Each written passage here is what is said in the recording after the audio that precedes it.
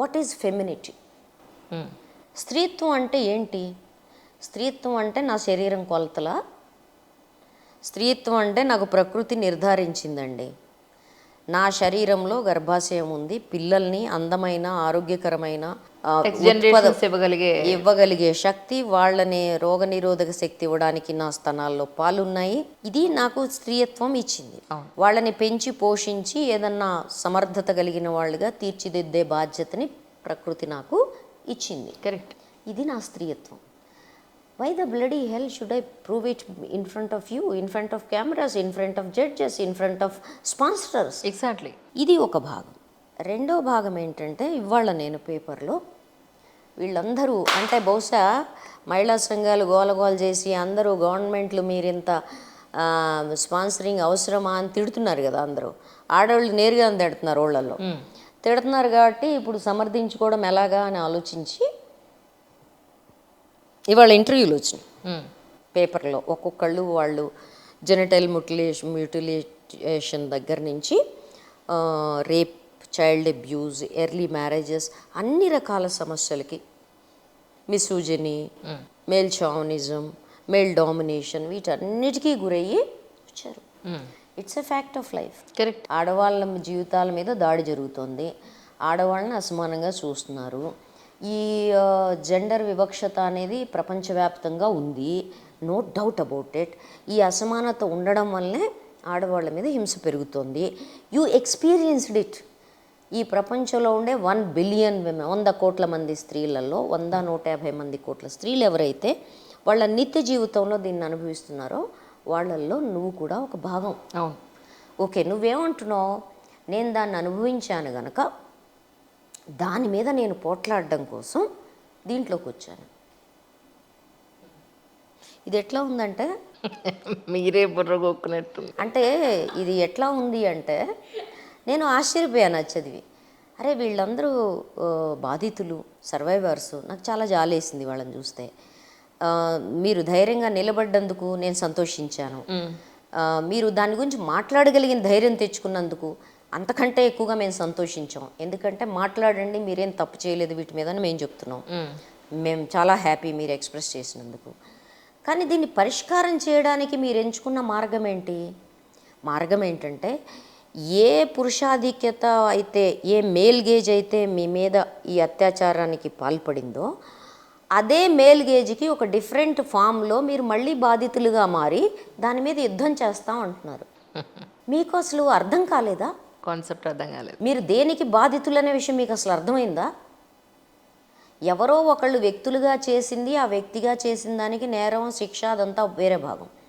ఒక సమాజం ఈ రకమైన దాన్ని పెంచి పోషిస్తోంది. స్త్రీ శరీరాన్ని, ఇది ఆడది, ఇది అవయవాల కుప్ప, దీని శరీరం అమ్మడానికి వీలుగా ఉంటుంది, దీన్ని నువ్వు డామినేట్ చేయొచ్చు, ఇది పురుషుడి ఆస్తి అని చెప్పిన భావజాలం ఏదైతే ఉందో ఆ భావజాలం నీ మీద అత్యాచారానికి కారణమైంది, నువ్వు బాధితురాలు అవడానికి కారణమైంది. ఇప్పుడు అదే భావజాలం నీ ఎదురు జడ్జిల రూపంలోనూ స్పాన్సరర్స్ రూపంలోనూ కూర్చొని నీ శరీరం మీద, అదే బాధితురాలి శరీరం మీద వ్యాపారం చేస్తోంది. వ్యాపారం చేస్తూ ఏమంటోంది? వీళ్ళందరూ ఇంత బాధితులయ్యి దీని మీద యుద్ధం చేయదలుచుకున్నారు కనుక ఇక్కడికి వచ్చి వాళ్ళని వాళ్ళు అమ్ముకుంటున్నారు. అదివరకేమో వాళ్ళకి ఇష్టం లేకుండా ఇవి జరిగాయి. ఇప్పుడు వాళ్ళకి ఇష్టం లేకుండా జరిగాయి, ఇప్పుడు వాళ్ళ చాయిస్తో. రైట్. ఈ గొప్ప విషయం అన్నమాట. చాయిస్తో వాళ్ళు అమ్ముకుంటున్నారు. మీకేంటి బాధ? నిజమైన చాయిస్ ఉందా లేదా? సరే, ఎవరిష్టం వచ్చినట్టు వాళ్ళు తిరగమనండి. కానీ ఇక్కడ విషయం ఏంటంటే ప్రజాధనం వేస్ట్ అయిపోతుంది కాబట్టి కోట్ల రూపాయలు వాళ్ళు తిరగమనండి అంటే ఒప్పుకోమండి. అంటే సొసైటీలో అన్నట్లా ఎవరింట్లో వాళ్ళ ఇష్టం వచ్చినట్టు వాళ్ళు ఉండొచ్చు. కానీ నేను అలా ఆ మాట మాట్లాడట్లేదు. బట్ ద థింగ్ ఈస్, ఇక్కడ ప్రజాధనం వేస్ట్ అయిపోతూ పోలీస్ డిపార్ట్మెంట్ వాళ్ళు ఇన్ని రోజులుగా ఈ మిస్ వరల్డ్ పోటీలకి ఎంతమంది బందోబస్తుకు వాడుతున్నారు అంటే మనకి అక్కడ పట్టలేదు.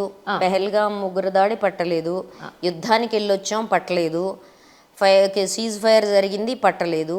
మనం దేని గురించి చర్చిస్తున్నాం? అవును, ఇంతమంది బందోబస్తు అడిగారు. ఏంటంటే ప్రజాధనము, ఇన్ని రకాల వనరుల దుర్వినియోగము, సమయం దుర్వినియోగం, ఇదంతా ఒక భాగం. అవును. ఘోరమైన విషయం ఏంటంటే ఒక ముఖ్యమంత్రి స్కూలు ఆడపిల్లల్ని తీసుకెళ్ళి ఇది చూపించండి అనడం.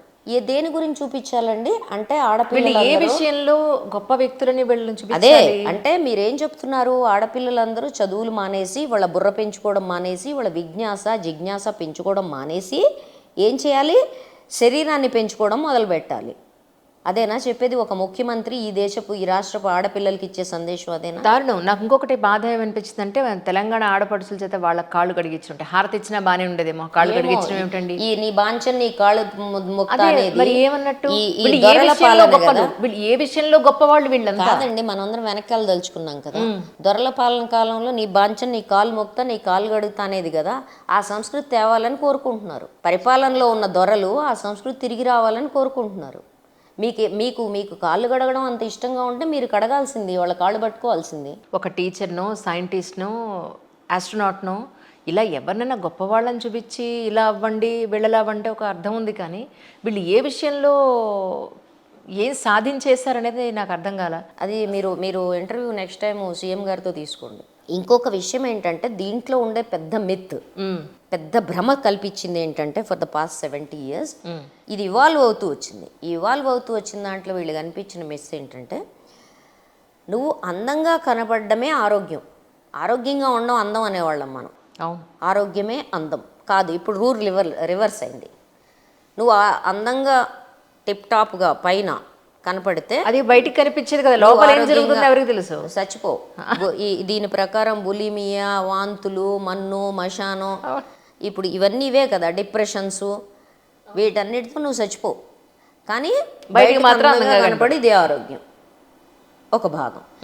రెండో భాగం, ఒక బ్యూటీ కాంటెస్ట్ని, నీ శరీరాన్ని అసలు స్టాండర్డైజ్ చేయటం. అవును, నువ్వు అసలు ప్రపంచంలో ఇన్ని రకాల మానవ శరీరాలు, ఇన్ని different structures of human body ఉన్నప్పుడు ఏమండి నీ బాడీను యూరోపియన్ ఒకలా ఎందుకు బాడీ స్ట్రక్చర్ ఒకటే ఉంటుందా? అసలు ఉండదు. కానీ వీటన్నిటినీ కలిపి ఒకే కొలతల్లో కుదించడం. రెండోది, దీనికి ఒక ప్రమాణాలు స్టాండర్డైజేషన్ చేయడం. కానీ దీన్ని క్విట్ చేయాల్సిన అవసరం లేదు, నిజం చెప్పండి. కిట్ చేయాల్సిన అవసరం లేదు. దీని కింద బాంబు పెట్టి పేల్చేయాల్సిన అవసరం ఉంది. ఈ కాన్సెప్ట్ కింద, మనుషుల కింద కాదు, ఈ కాన్సెప్ట్ని పేల్చేయాల్సిన అవసరం ఉంది. కానీ మిస్ ఇంగ్లాండ్ కరెక్ట్ చేశారేమో అనిపించింది నాకు నిజంగా. మమ్మల్ని వేస్యల్లాగా ట్రీట్ చేశారు. ట్రీట్ చేయడం అంటే దానికి కౌంటర్గానే ఇవాళ ఇవన్నీ వచ్చినాయి. జయేష్ రంజన్ గారు he use to be one of the good officers. ఆయన కమిట్మెంట్ నేను ఆయన యాంటీ ట్రాఫికింగ్ నెట్వర్క్లో చూశాను. బట్ ఇవాళ ఆయన పాపం అన్ఫార్చునేట్లీ అక్కడ కూర్చుని సమర్థించాల్సిన దశలో ఉన్నారు. అంతరాళంలో ఏ ఆఫీసర్ అయినా దీన్ని అంగీకరిస్తాడేమో నాకైతే తెలియదు. కానీ ప్రశ్న ఏంటంటే ఇప్పుడు ఆ స్టేట్మెంట్కి కౌంటర్గా అవేం జరగనప్పుడు నా క్వశ్చన్ ఏంటంటే మీరు వాళ్ళని బాల్గౌన్లు వేసుకోమని అడిగారా లేదా? వాళ్ళని తీసుకొచ్చి స్పాన్సర్స్ దగ్గర కూర్చోబెట్టారా లేదా? అవును, ఒక టేబుల్ మీద 6 వాళ్ళు ఉంటే, బిజినెస్ మెన్స్ ఉంటే, ఎందుకు కూర్చోబెట్టారు? What is the purpose? అంటే వాళ్ళ విజ్ఞానము వీళ్ళ విజ్ఞానము కలిసి పంచుకునే వేదిక అది. అవంటున్నావు.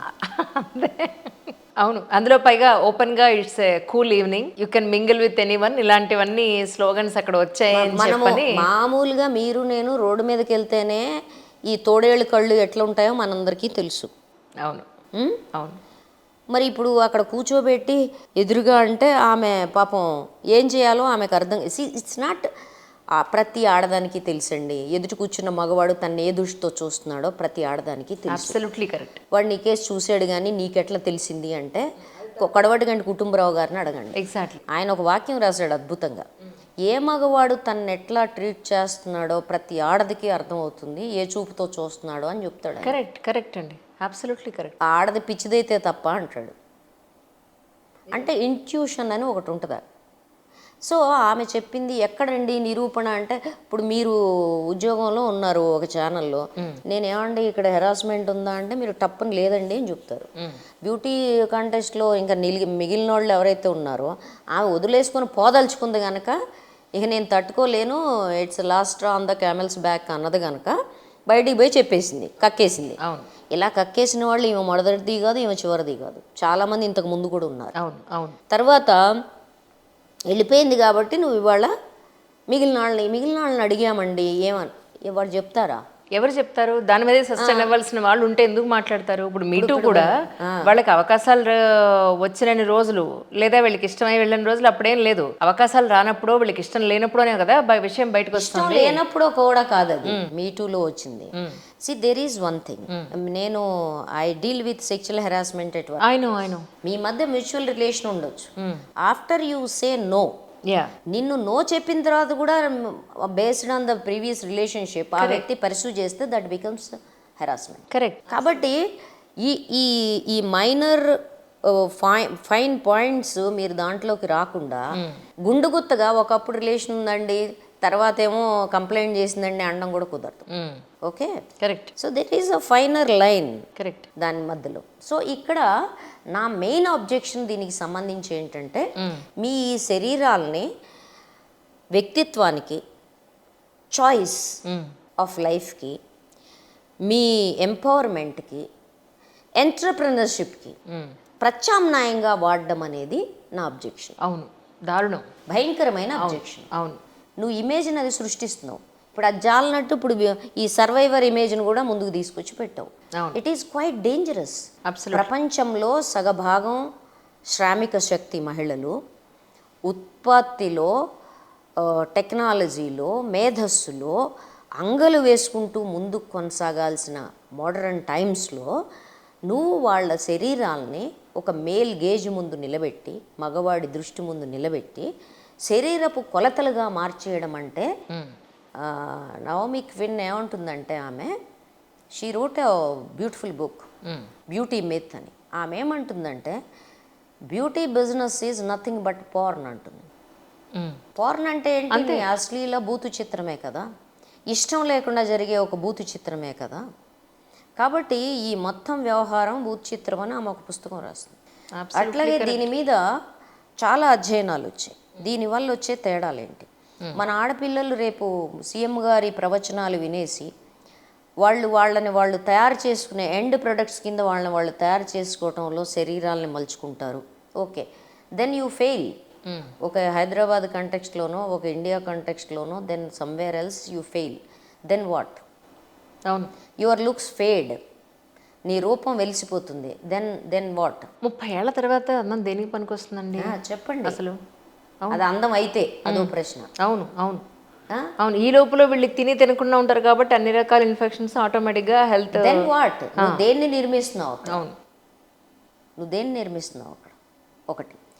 తర్వాత ఏంటంటే, దీనివల్ల వెలివేతకు గురవుతున్నా, అంటే ఈ చట్రానికి, ఈ చిత్రిక పట్టే చట్రాలకి, ఈ కెమెరా గేజ్లకి, ఈ నిఘాలకి బయట ఉండే కోట్ల మంది స్త్రీలు, మామూలు స్త్రీలు, పొలంలో పనికి పోయేవాళ్ళు, ఫ్యాక్టరీల్లో పనికి పోయేవాళ్ళు, అడ్డా కూలీలు, మధ్యతరగతి గృహిణులు, లేదు ఉద్యోగాలకు పోయేవాళ్ళు, వీళ్ళందరూ ఎవరు? వెలివాడల వాళ్ళ. వీళ్ళందరికీ నువ్వేం చెప్తున్నావు?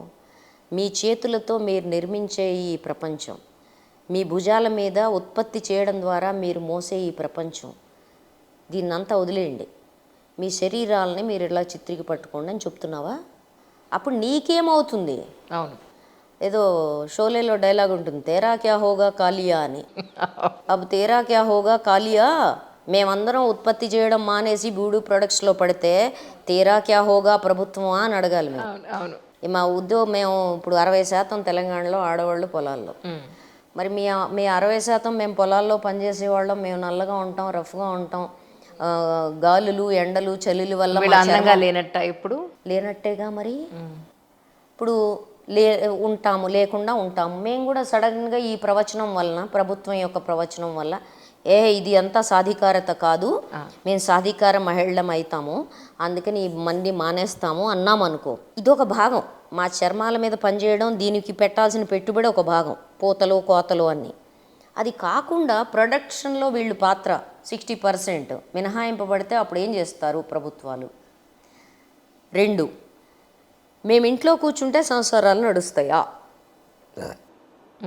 ఈ దేశంలో 67% పేద కుటుంబాల్లో 75% ఇంటికి సంబంధించిన భారం ఆడవాళ్ళు మోస్తున్నారు. ఎందుకంటే మగాళ్ళ సంపాదన అంతా మీరే గుంజుకుంటున్నారుగా సారా షాపులు పెట్టి. అవును. కాబట్టి వాళ్ళు ఇది మానేసి బ్యూటీ ప్రొడక్ట్స్లో పడ్డారనుకో మీ ప్రబోధం నమ్మి కొంపదీసి. ఇంకా నెక్స్ట్ జనరేషన్స్ ఏమైపోవాలి?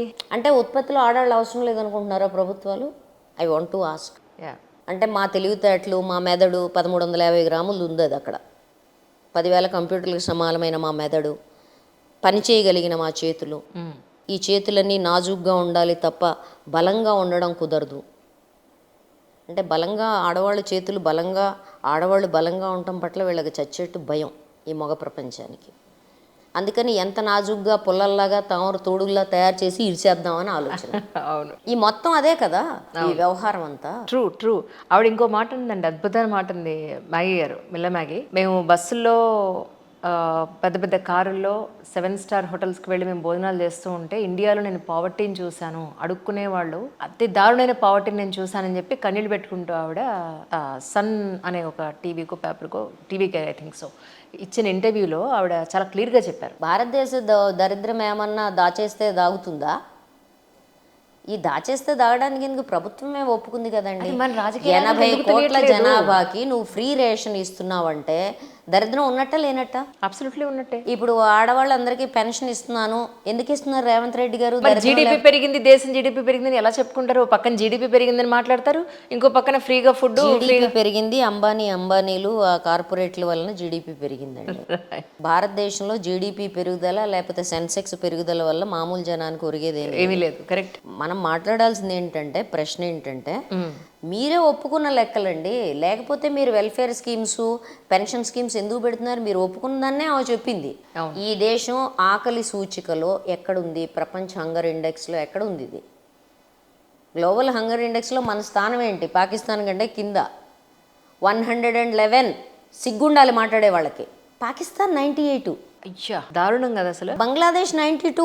కాదు అసలు. అయినా ఇప్పుడు ప్రపంచ దేశవ్యాప్తంగా మనం చూసుకుంటే ఇండియా పాకిస్తాన్ మధ్య జరిగే ఈ ఇష్యూస్ వల్ల కానీ ముందే దేశం ఎంతో నష్టపోతుంది, అనవసరంగా డబ్బు ఎంతో ఖర్చు అయిపోతుందని ఒక పక్కన దేశపరంగా చూస్తే, రాష్ట్రపరంగా చూస్తే